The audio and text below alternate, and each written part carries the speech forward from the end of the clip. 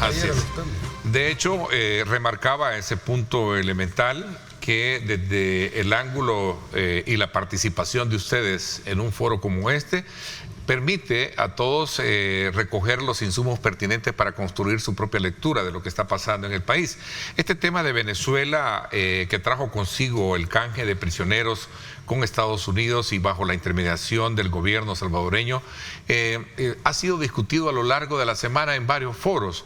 Pero ¿qué otros elementos nuevos podemos recoger para debatir dentro de este mismo contexto? Por ejemplo, se habla de demandas ahora, se habla incluso de otros aspectos que tienen que ver con violaciones de derechos humanos, llevándolos a tribunales que incluso se convierten en su momento incómodos para gobiernos como Venezuela, precisamente cuando se les ha señalado que han violentado los derechos también de sus ciudadanos. ¿Cuáles son los elementos? Había dicho darte la palabra a ti para que nos pongas en un contexto de recoger estos nuevos elementos, Aldo. Sí. Y luego también tienen la palabra el resto. Bueno, sí, como tú dices, se ha discutido bastante el tema.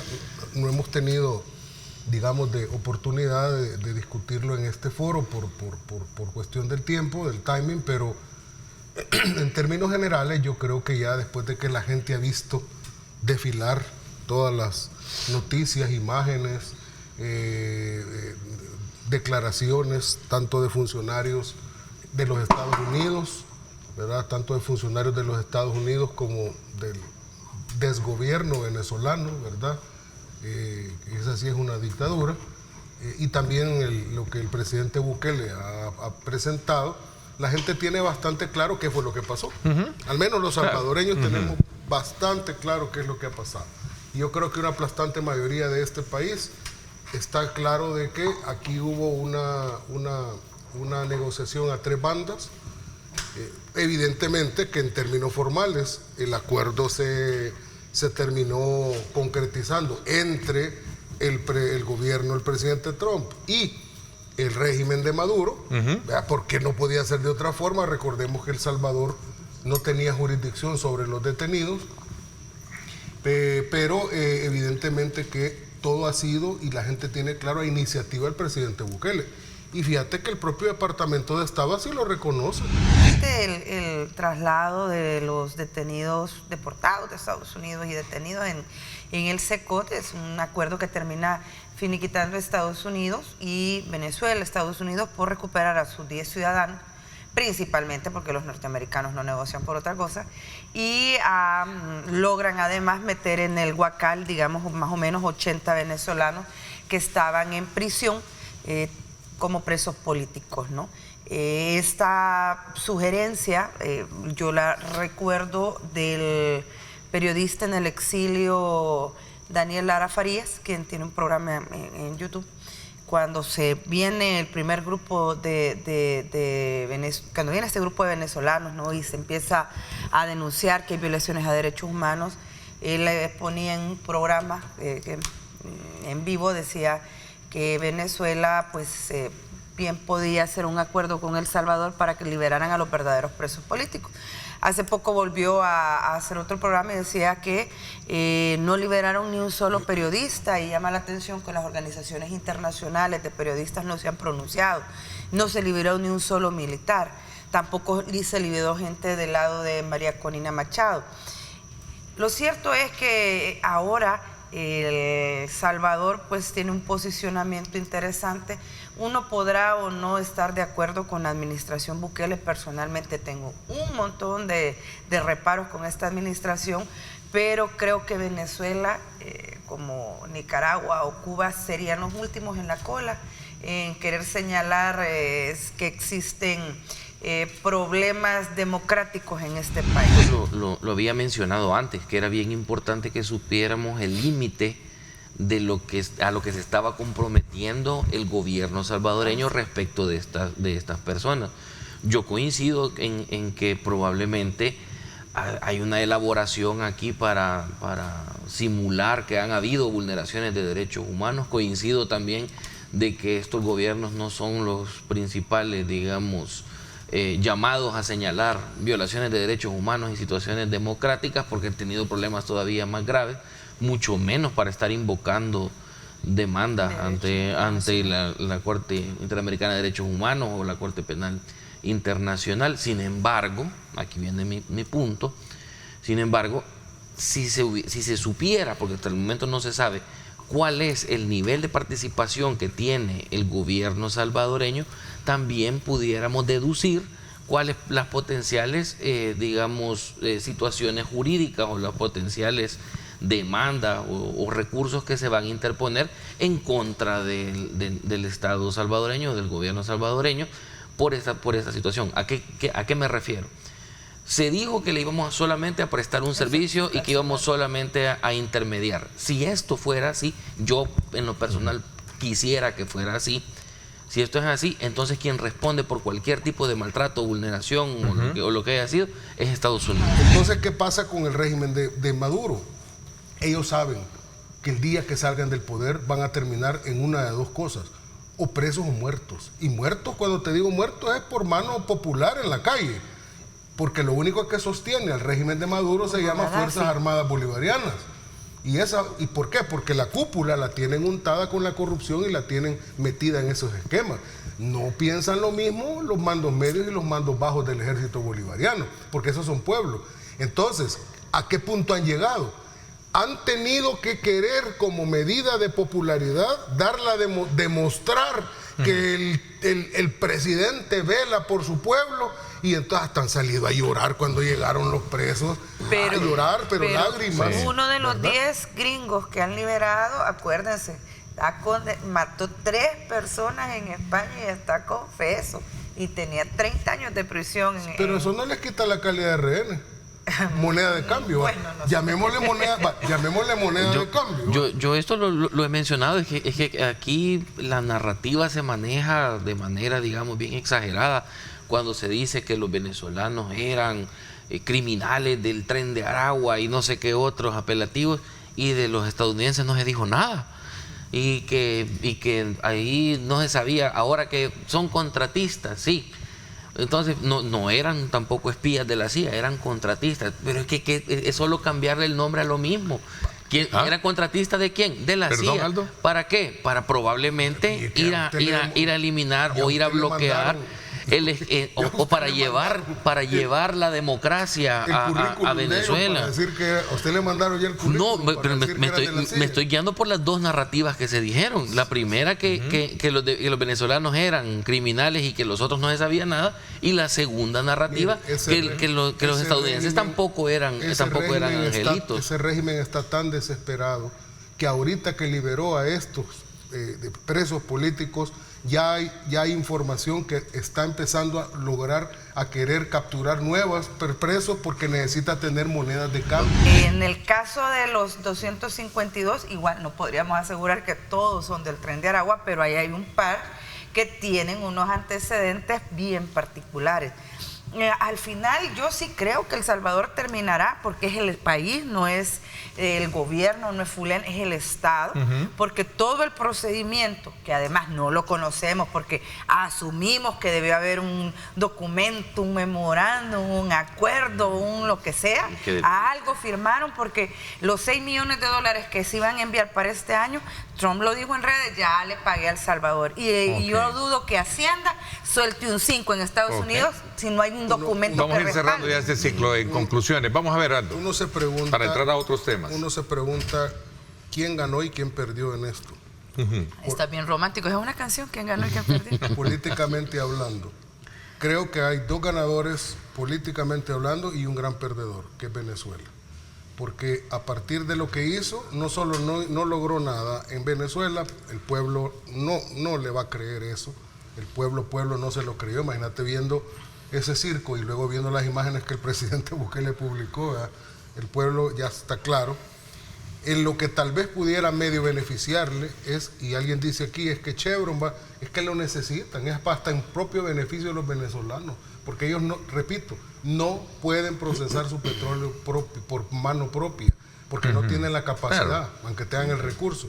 Entonces, ahí y los días lo tienen contados. Junto al cierre de Cristosal también se han ido más de 40 periodistas, muchos de ellos del periódico digital El Faro, quienes también están hablando de un tema de cierre de espacios democráticos y de una persecución constante. Además, ayer nos enteramos también del cierre de una entrevista que se transmitía a través de ARPAS, que llevaba 28 años, que se llama Voces en Contacto, que también estaba cerrando porque ya no había financiamiento y porque hay también un tema de cierre de espacios democráticos y una persecución a los periodistas que estaban apoyando este proyecto. Entonces, tenés un contexto de descomposición en el cual la sociedad civil, cada una tiene derecho a tomar la decisión que considere. El que se quiera quedar y arriesgarse a que le pueda pasar lo de Ruth, pues lo hará. Pero tampoco es cuestionable que alguien tome la decisión de no querer ser mártir. Okay. Y Cristosal está haciendo lo que considera correcto. Licenciado Somet, yo pienso que ¿cuál es su valoración con relación a esos puntos? Esto viene concatenado, no es una cosa separada de la otra. Me refiero al régimen de excepción. Cristosal ha tomado esta decisión antes que por la ley de agentes extranjeros, que digamos que esa fue la cereza en el pastel. Fue por el régimen de excepción, porque, como yo lo he dicho en este y en muchos espacios desde hace tiempo, no tenemos las garantías constitucionales plenamente establecidas. Lo que le pasó a Ruth es una muestra de que no se le están garantizando, porque las tienen suspendidas, estos derechos fundamentales. Ahora, Cristosal toma esta decisión, sobre la base de que a cualquiera de ellos se les puede capturar con cualquier excusa, porque no hay necesidad de hacerles ninguna lectura de imputación ni nada. Los pueden capturar, decirles hasta después cuál es su imputación, con lo mismo que pasó con Ruth, después del tiempo, y darles el tratamiento que originalmente se estableció para los pandilleros, con la suspensión de las garantías. ¿Cuáles son las valoraciones que emite y que pueden coincidir o distanciarse de lo que han dicho sus antecesores? Abrimos el debate. Yo no me autodenomino defensor de derechos humanos, pero sí garantista, como ya se ha señalado. Y justamente el enfoque de los derechos humanos es que la protección de estos solamente se le puede exigir al Estado, solamente al Estado. Aquí no existe tal cosa como que una persona viola los derechos humanos de otra. Se puede hacer responsable a una persona cuando está bajo la función pública, cuando está representando al Estado. Ahora, esto no funciona de manera diferente, digamos, al sistema de garantías. Quien tiene el monopolio del poder público es el Estado. Por eso se necesita una constitución, dice Maurice Duverger, que nos proteja del poder del Estado y que nos establezca justamente garantías para que no pasen cosas como lo que mencionaba en el saludo, las intervenciones militares, por ejemplo, de la UE del 25 y del 30 de julio y otro tipo de abusos por parte del Estado. Las garantías sirven justamente, que se establecen en la Constitución, para que el Estado no exceda el poder público y no lesione los derechos de las personas. Luego viene el sistema de derechos humanos, que cuando se da este desbordamiento es necesario proteger a las personas. Ahora, yo no estoy de acuerdo con que ahora que estemos criminalizando a Cristosal, cuando ante estos mismos excesos del Estado en los tiempos de la guerra, ahí andaba con las víctimas. Así es. Ahora se nos olvida de que ahí estuvo con las víctimas, ahí estuvo buscando desaparecidos, promoviendo instancias para proteger a la víctima. Claro, hizo su trabajo. Así es. La libertad individual es la soberanía colectiva. O sea, la sociedad no es libre. Libres somos los sujetos. El pueblo es soberano, que es la libertad plural, para que se entienda. Entonces, ¿pero qué pasó? En la posguerra, ese hipergarantismo, ¿verdad?, para evitar que se repitieran las cosas, y a eso le sumas a un Estado que se convirtió en un Estado que sería un paria de lo que es un verdadero Estado, cuya obligación es combatir a los criminales, a los grupos al margen de la ley, porque solo él tiene la coerción, la coercibilidad, ¿verdad? No la usó, porque el Estado estaba cooptado por estructuras oligárquicas que veían a la crimen y empezaron a ver todo como negocio, porque ellos lo veían todo como negocio y no privatizaron a su abuela porque no la compraron. Pero hasta la criminalidad la vieron como negocio. Entonces, claro, empezó a aprovecharse de este hipergarantismo y a inflarse esa criminalidad que el Estado no combatía, hasta llegar a un punto en que el Estado terminó no pudiéndola combatir porque las herramientas del hipergarantismo se lo evitaban. Entonces suspende las garantías. No encontraba solución. Pero en ese momento estamos bien en la línea, Aldo. O sea, era el Estado. No sé por qué ahora se han inventado que dónde estaban las ONG, si las ONG no tenían esa responsabilidad ni la capacidad financiera. Pero yo te compro ese argumento. Ni nada. Yo te compro ese argumento, pero la pregunta es, excelente. El Estado es el único que puede violar los derechos humanos, no un criminal frente a una víctima. Pero evidentemente que en un estado de cosas donde el Estado no cumplía con su papel y las víctimas estaban subiendo tumultuosas, como decía nuestro santo, todos los días al cielo, y el victimario, los criminales, pero no decían así, no criticaban que el Estado no hacía nada por proteger a las víctimas de una forma férrea, de una forma fuerte y contundente, mientras la que está presa ahora, por cierto, era funcionaria de gobierno. Yo no veía esa crítica, porque tú misma has aceptado aquí públicamente que los dos partidos no combatieron la criminalidad y dejaron al pueblo aventado. ¿Dónde estaba Ruth Eleonora López criticando fuertemente, contundentemente esa violación cuando era funcionaria de gobierno y tenía buenos ingresos en instituciones públicas? Esa es una pregunta bien importante. Yo te compro el argumento que no es la ONG la responsable, pero ¿por qué no se pronunciaban? No, porque yo estoy con aquel cassette, aquel de chip, de que solo el Estado puede violar los derechos humanos. Entonces, como ahorita no hay Estado violándolo, sino que son los criminales, entonces yo tengo proyectos por aquí de reinserción y ayuda a los jóvenes y todo. Eso está, perdóneme, pero ser funcionario, haber sido funcionario, si estamos de acuerdo en que el ser humano es el centro de la actividad del Estado, tenía que haber un pronunciamiento cuando un montón de gente era asesinada aquí en Pandillelandia todos los días. ¿Cómo vamos a pasarlos por el colador fino para saber quiénes sí y quiénes no? Es mediante las garantías, es que eso es lo que yo estoy diciendo.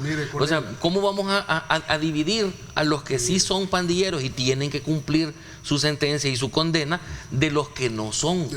El parámetro para dividir en estos dos sectores de quienes sí son pandilleros y quienes son ciudadanos honrados que han pasado por un proceso son justamente las garantías. A lo que yo voy, yo no estoy diciendo que si algo se le comprueba a Ruth, que vaya por el proceso, pero ¿por qué le aplican las reglas de los pandilleros? ¿Por qué no le aplicaron las reglas del derecho común y no las del derecho penal del enemigo para hacer esta distinción? ¿Cómo no? El derecho penal del enemigo es aquel donde se le suspende. Hubiera pasado una ley especial, porque en esa ley especial tendría que haber criterios de igualdad entre los sujetos obligados. Entre los iguales. Lo que se ha hecho, es que esa es la igualdad, ¿verdad? La igualdad. Esa es mi propuesta para ya no seguir prorrogando el régimen. Vamos a ir concluyendo porque quiero pasar a otro tema que está vinculado también. Se suprimen, ¿verdad? Evidentemente, el régimen de excepción implica esa suspensión, pero es que acaso se podría haber aplicado de otra manera. Si es que se suprimen las garantías constitucionales, pero formalmente hablando, a esto se le puede aplicar, pero a esto no. Si la Sala de lo Constitucional, cuando se pronuncia al respecto, lo que hace es una obviedad, decir una obviedad que los abogados ya sabemos. Los abogados, pero a la gente le vendieron pero a la gente le dijeron que no solo era así. Los pandilleros y mintieron. Era una herramienta. Con la fe puesta en Dios mintieron desde la asamblea. Una herramienta para lograr un objetivo, pero esa herramienta no se podía decir, vamos a suspender, pero solo los 80,000, 120,000 pandilleros pueden ser sujetos de eso, pero los demás no. Eso solo aplica si hubiera pasado una ley especial. ¿Usted me entiende bien lo que estoy diciendo? Claro que sí, y esa ha sido mi propuesta. En ese momento no había contexto para una ley especial. ¿Hay contexto ahorita? Usted sostiene que ya existe un momento. Yo lo que digo públicamente es, comencemos a pensar en lo que viene Después, el marco legal posterior a manera de conclusión al régimen de excepción. En el caso de Cristosal, por eso hilvaneo un poco el tema con el anterior. Si hablar de derechos humanos de alguna manera se extralimita en tocar esos puntos medulares. Cuando los regímenes son autoritarios y la población se le empieza a enseñar los derechos humanos, son peligrosas. Vamos a ver, Aldo, entras al debate también sobre este punto, ¿no? Corriendo en el tiempo. Hoy como ves, tiene posturas distintas en base a los temas, ese colorcito. ¿Sí? Camisa, ¿Qué colorcito? El rosadito. No, el rosadito. Me recordó a una alcaldesa de La Libertad. Pero bueno, fíjate. Doña Mila, saludos. No, mira, que con este tema se llaman conceptos jurídicos indeterminados, colega, por cierto. Correcto. Y es una potestad del legislador establecerlos y en qué nivel. Pero veamos la mano del legislador, ¿verdad? Siempre aquella que yo digo que uno de estudiante cree que es la mano de Dios, ¿verdad? La mano del legislador. ¿Cuál es el propósito de la ley, políticamente hablando? El propósito de la ley, políticamente hablando, es que, fíjese que no se prohíbe.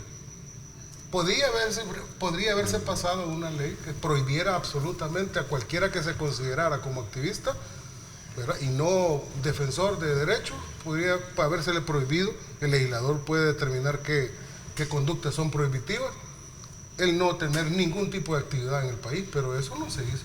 Cuando se pasa la ley, lo que se estableció fue un marco regulatorio con determinadas prescripciones legales y a la vez con determinadas obligaciones tributarias. Pero evidentemente que puede, dentro de ese marco normativo, una ONG que se dedique al activismo, que sea financiada por agentes exteriores, pueda seguir funcionando en El Salvador, con la salvedad que tiene que estar expuesta públicamente. Tenemos que tener la información los salvadoreños de que es lo que hace y pagar el tributo correspondiente. Entonces no ha habido una prohibición, ¿verdad?, general de actividades, número uno. Pero más que meterme al análisis normativo puramente de hasta dónde el concepto jurídico indeterminado y hasta dónde la discrecionalidad del legislador se la va a agenciar al ejecutor, por eso se llama ejecutivo, yo voy al punto siguiente. Breve, yo veo vamos. Políticamente hablando una narrativa que se está impulsando por parte de esta bolsa del antibuquelismo. Por un lado, los pseudo periodistas, activistas, me voy del Salvador. Algunos se fueron hace un par de años y me voy, pero voy a seguir aquí, pero voy a mover mi centro allá de operación, pero sigo en El Salvador, ¿va? Sigo registrado, todo. Se va Cristosal y dice, no, me voy, pero yo voy a seguir, la personalidad la voy a conservar, es más, me voy a ir hasta a registrar a la ley de gente, pero me voy y me quedo y me voy, voy a manejar. Y así un montón están manejando eso, sumado a los autoexiliados, que todavía yo no sé, los que salieron preventivamente. Están manejando una narrativa que van allá al exterior, a todas las salas de redacción de todos los medios internacionales que les ayudan, y empiezan a impulsar la narrativa, salen del Salvador, prefiero el exilio a la muerte, me voy, pero sigo ahí. Bueno, te vas. Y y tenés amenazas, te vas completamente. A ver, si tenés amenazas a tu vida, vas a seguir operando, tenés que tener gente aquí, aunque movas tus oficinas para allá. Entonces la amenaza continúa. Entonces, ¿cómo es la cosa? Y además manejas el tema de rumores. Hombre, uno dice, aquí está una narrativa. Vayamos concluyendo, debatiendo este punto, porque ya nos quedan 3 minutos. Debatamos este punto último. No hay rumores. A manera de ir concluyendo. Hay una realidad, hay un retroceso democrático. Arrestaron a Ruth, le pusieron el régimen de excepción. Se aprobó. Pues sí, porque también hubo un rumor de que le iban a arrestar a Ruth y nadie lo creyó, y ahí está arrestada. La existencia de estas listas de quienes son gratos, quienes se considera que ejercen una crítica que daña a la administración, bueno, tuvieron que hacer ustedes un círculo para contrarrestar esa parte. Pero no por ella. No sé. Conclusiones. Es tanta relevancia. No, el hecho que esta gente haya salido del país, yo no concuerdo con la idea de que se vayan del todo, porque tampoco es que se van a convertir en apátridas, vea. Tampoco es tampoco, claro. Por eso es que todas las organizaciones, todas las ONG de derechos humanos se vuelven eventualmente peligrosas, porque ya establecimos a quién se le exigen los derechos humanos, y las ONG que defienden derechos humanos, transparencia, libertad de asociación, etcétera, etcétera, ¿a quién le van a exigir esto? Al Estado. Okay. Entonces una ley que le dé atribuciones al Estado para escoger cuáles sí y cuáles no, automáticamente está vulnerando los derechos de estas organizaciones. En este país existe un retroceso, hay temor de la gente de expresarse, de las grandes mayorías al menos, ya salió en una encuesta, y Ruth Eleonora merece un juicio público. Y que el proceso sea de conocimiento para todos y todas, así como el doctor Enrique Anaya Barras, así también como Alex Enríquez y José Ángel Pérez, que es el pastor que también está detenido. Aldo, tus conclusiones. Y justo, un juicio justo. Así es. Yo lo he pedido públicamente, con todas las fases procesales, con toda la oportunidad de... Dígalo, con todas las... ¡Garantía! Dígalo, esperando estaba que lo dijera. Todas las fases procesales que dicta la ley, para que cuando sea condenada por corrupción no haya lugar a dudas.